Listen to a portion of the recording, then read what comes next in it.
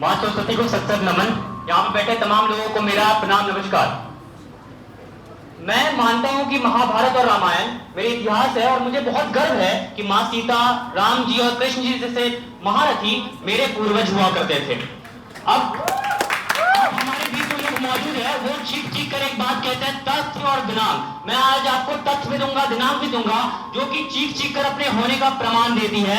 सबसे पहले मैं आपको लेके जाना चाहूंगा गुजरात, जहां की द्वारिका महाभारत में वेद व्यास जी ने 40वें छंद में द्वारिका का जिक्र किया है। द्वारिका नगरी कृष्ण जी की नगरी थी, जो किलों की नगरी थी और जो समुद्र के बगल में थी, जो बाद में पानी के प्रवाह के कारण समुद्र में विलीन हो गई। हैरानी की बात यह है कि 1973 में जब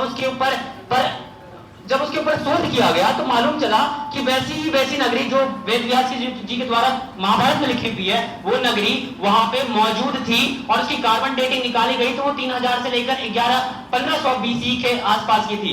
अगर द्वारिका थी तो कृष्ण जी होंगे और वासुदेव हो और महाभारत ना हुआ हो, ये तो हजम होने वाली बात नहीं है।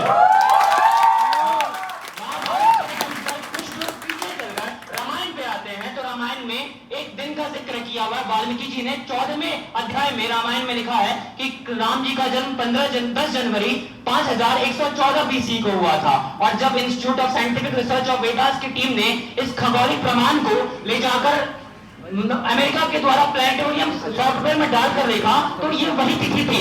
इसके अलावा भी लूनर एक्लिप्स और सोलर एक्लिप्स को भारत के पंचांग में बदल कर देखा गया तो वह चैत्र महीना था, नवमी तिथि थी और दिन का वक्त था, जैसा कि वाल्मीकि जी ने अपने रामायण में लिखा है। अब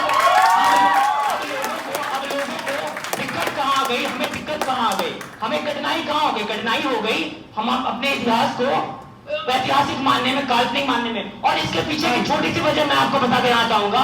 एक रामायण में 4 भाई थे, राम, लक्ष्मण, भरत, शत्रुघ्न, और उनके पिता थे दशरथ जी। दशरथ जी ने राम जी को वन में जाने दिया। छोटा भाई लक्ष्मण उनके साथ गया और भरत जी ने थाली में खाना रखकर वन में उसकी पूजा करते रहे और वहीं पर शासन करते रहे। ऐसा 4 भाई और एक परंपरा में देश, बस इतना ही वक्त है, बस उससे ज्यादा दे दिया बस। अब बस और एक बात नहीं,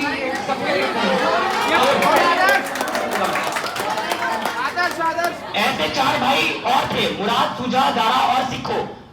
एक भाई ने बाकी सब भाई का गर्दन कटवा दिया और पिता को जेल में डाल दिया। और जब उतने से संतोष नहीं हुआ तो औरंगजेब ने दारा का सर थाली में काटकर पिता को भेंट दे दिया। अब जो इतिहासकार थाली में कटा हुआ सर देखेगा, उसको थाली में खड़ा इतिहास भी लगेगा, काल्पनिक ही लगेगा।